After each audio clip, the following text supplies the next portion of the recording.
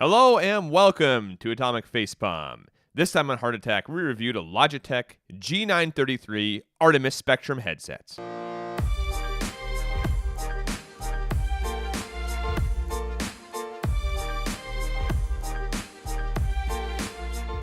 Thank you so much for tuning in. As always, you can hit that subscribe button, that big shiny subscribe button, that'd be great.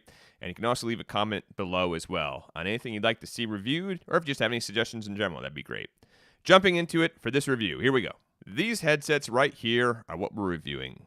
These Logitechs are $160 on the homepage of Logitech, and this is for the black version you see here. There is also a blue and white version and an all-white version, which look pretty cool.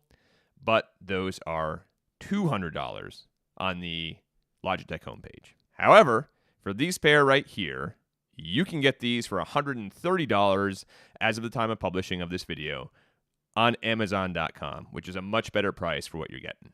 For testing, I tested these on Windows 10 Home. To put this out there for these headsets, I did more of a user hands-on approach for overall feel and sound. I didn't use any fancy, hyper technological means such as using acoustic meters or anything like that. This is really just from a gaming perspective. Are these things good? How do they feel? And how do they sound? Because really, at the end of the day, that's what we care about most, right? Jumping into the pluses. 7.1 sound. Emulated, of course. You can choose DTS or you can choose Dolby Digital. Either or, they both sound pretty good. I use DTS for the majority of my time. I did also test using Dolby Digital. Games, shows, movies, they all sound terrific on these things. You can also put them in mono mode if you so desire. There's just a quick button press right in the middle here to do that. No problem. One of the main things you're going to find as soon as you put these things on is there's a lot of powerful bass, much more than I anticipated. There's almost no distortion, even at dangerously high volume levels, probably volumes you shouldn't listen to for extended periods of time. But for testing, I had to try it out. And even at those high volumes with bass-heavy tracks, such as techno or trance, or just games in general, with cannons or heavy gunfire, no distortion, which was surprising to me, and a good thing. There are also crisp highs, which is also good, and I would argue even more important than the deep bass, because if you don't have the crisp highs, everything kind of comes across muted and watered down and weird sounding. So good side tones, crisp highs, solid bass. Another great thing is these headsets are multi-platform. You can get them for the Xbox One, you can get them for the PS4, or even for smartphones if you so desire. And it does come with most of the stuff you'll need, which you can see here is a couple of cables. Pretty much everything you would expect, and even this kind of funky RCA adapter here as well if you want to plug it into your home stereo system. And it's the same headset for all these, I want to clarify. So regardless of which platform you want to use, you just buy this, and you can more or less get it going. I'll get into a little bit more specifics on some of the negatives a little bit, but for the most part, you've got everything here to run out of the box, with a few notable exceptions.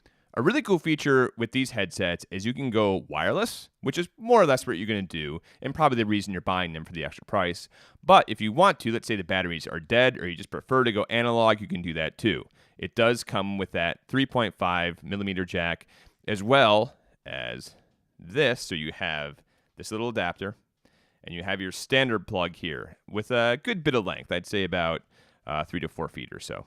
The wireless option performs in the 2.4 gigahertz band, which is pretty good. It did not interfere with my wireless controller or the other wireless controllers that are nearby or anything of that nature, which is awesome. Now that is a problem for my old headsets, which was a defining factor why I decided to switch to a new pair. So as a method of comparison, here are my old ones, and these were good headsets. These were also Logitechs.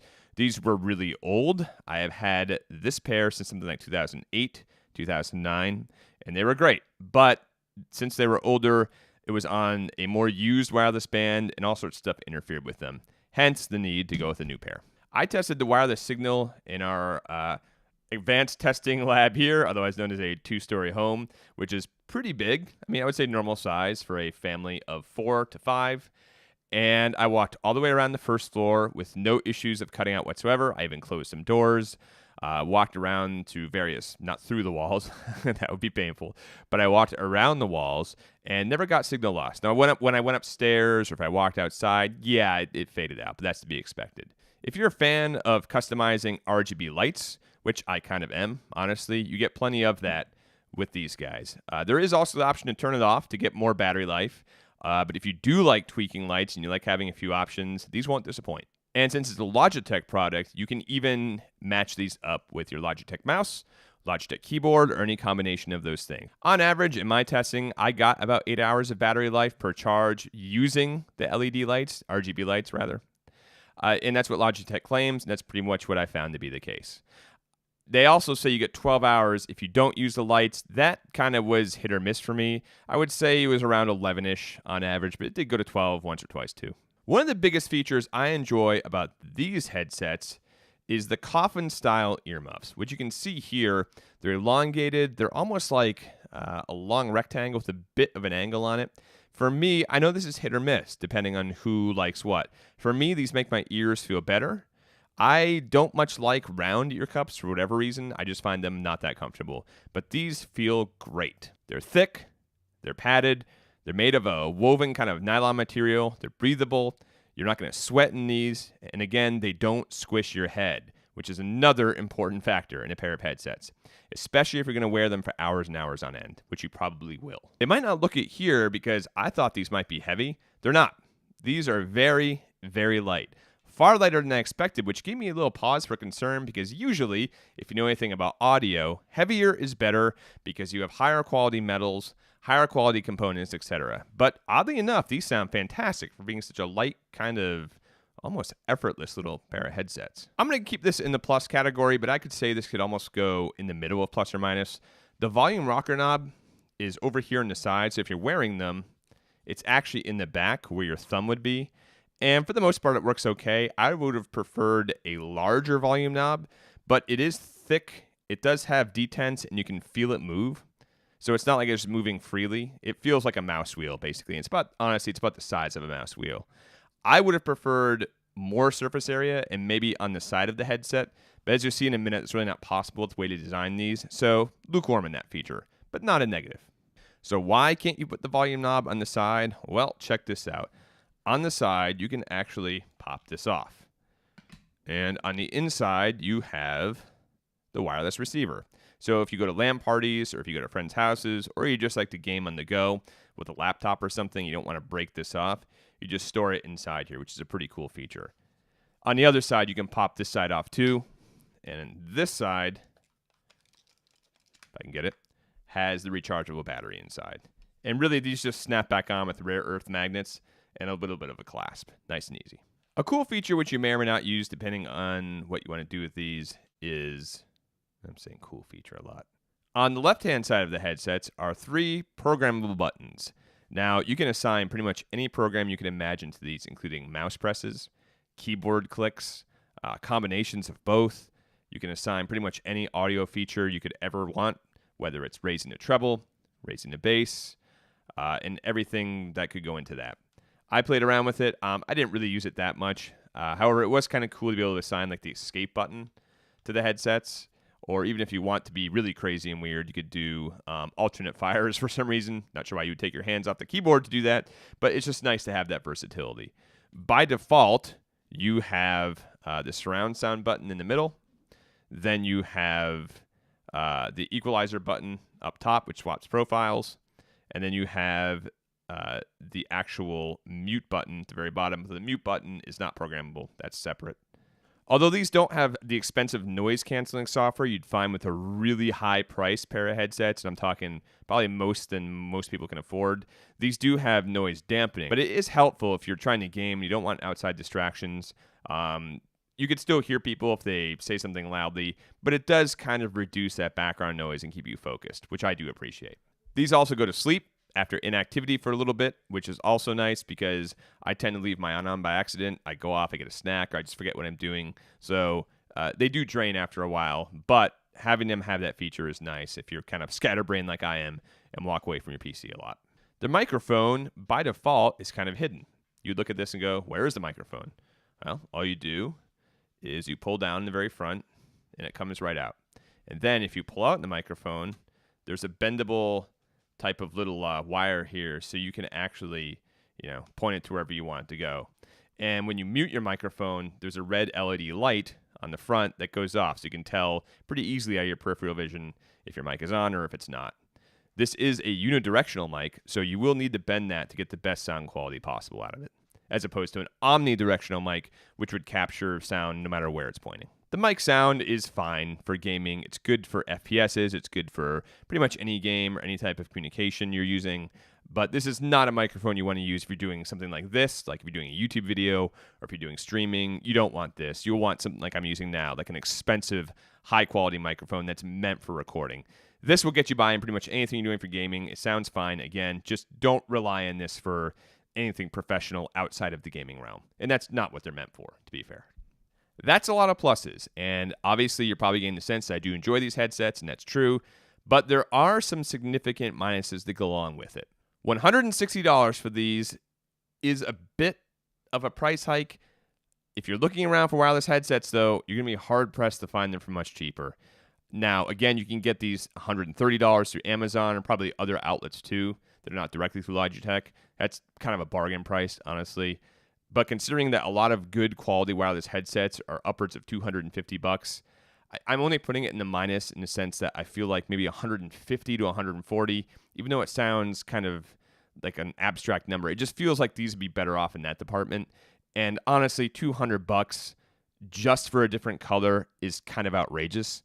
Now, I know why they did it, because the white and the blue ones and the white ones look fantastic, but a $30 price hike just for the aesthetics? Come on, Logitech, that's messed up. If all you do is listen to podcasts or watch YouTube and you don't do much gaming and you're really just on your computer for the audio, these might not be the best bet. I listen to a lot of just audio shows, podcasts, etc., and the voice in that sort of department comes off a little echoey, at least when it's on 7.1 sound. If you put them on non-stereo or mono, it sounds fine. But really, if you're going that route, you could buy a much cheaper pair of headsets to get that duty done. These are meant for gaming and watching multimedia. One of the bummers, though, is that the surround sound in these puppies doesn't work on the consoles. You just get basic stereo, which is annoying, but at the same time, that's really a limitation of the consoles, not the headsets so much. So that's one of those things where it's a shared blame, unfortunately. But if you're on the PC, no problem there. But again, if you're getting these for the consoles, be wary of that. For Xbox One users, you can't go wireless, which is a huge bummer, especially since you can buy the wired version of these for $30 cheaper. So why you would get these for the Xbox One, I guess unless maybe you're swapping back and forth between your PC and your Xbox One, I guess then I could see that happen. But you need this little adapter, which comes with them, but you also need a different adapter, which you have to buy from Microsoft for the Xbox One, which is not included. That sucks. These are light, and that's great. The overall construction is a bit flimsy, a little flimsier than I would like for the money we're paying. It doesn't feel like they're going to snap, but they just don't feel all that rock solid. Gives me a little bit of pause. So I would say I would have liked the build quality to include a bit more metal. I know they were trying to make these lightweight, but I think it would have been okay to increase the weight just a tiny bit to make them more robust. There's no wireless dock or holder. Again, that is more of an advanced feature, which you would expect out of a much more expensive pair of headsets. That being said, even something kind of cheap just to hang these on, or some type of mechanism besides plugging up the USB cable, would have been great. Logitech's gaming software is required for pretty much all the features you want, including the Artemis Spectrum RGB customization, your 7.1 surround, your equalizer, you name it. If you want to get into that stuff, you have to download it. And it doesn't come with a CD or anything. Those days are over. You literally have to go to Logitech's website and download the software. And, it was easy to install, and it was fine. But, again, that is required to get all of the features out of this thing. The software is kind of confusing in sections. It took me a good while to really wrap my head around it. There's not much of a tutorial. There's a little bit, but it's not overly hand-holding. Especially when it comes to customizing the RGB. At first, I thought you couldn't change the colors. I'd eventually find a little area where you could do that, and it wasn't overly intuitive, in my opinion. It felt like it was built by engineers and not so much tweaked for ordinary people like us who just want to make our headsets cool. So I would say, it's a minor thing. You'll figure it out, but it would have been nice if they made it a little more straightforward and user-friendly. The only other negative I can think of is if you're taking these on and off, or if you're just kind of fiddling with your headsets while they're on, these back buttons, the customizable buttons, the mute button, they're really easy to hit by accident. I often had an issue where I'd hit the stereo surround button or the mono button by accident. I wonder why my sound got all weird. It was just because my fat hands here would hit these buttons when I was taking them on or putting them off. So I wish they maybe could have, I don't know, put a button guard or just move these buttons around a little bit more to where they weren't so kind of in your way. Overall conclusion, would I recommend it? Yep. Great price. Even if it's $160 and you don't want to go through a third-party manufacturer, still a bargain price for what you're getting. These sound utterly amazing. Great bass, strong mids and highs, and just a wonderful pair of headsets for gaming, for watching home theater, those types of duties. Awesome stuff. So good stuff. Yes, go get them. Just again, beware of some of the few caveats I mentioned. But overall, wonderful pair of headsets. So thanks again, everybody, for tuning in. We really do appreciate it. And once again, you can hit that subscribe button. That'd be great. And you can leave a comment below. Let us know what you think. Let us know what hardware you want to see reviewed in the future.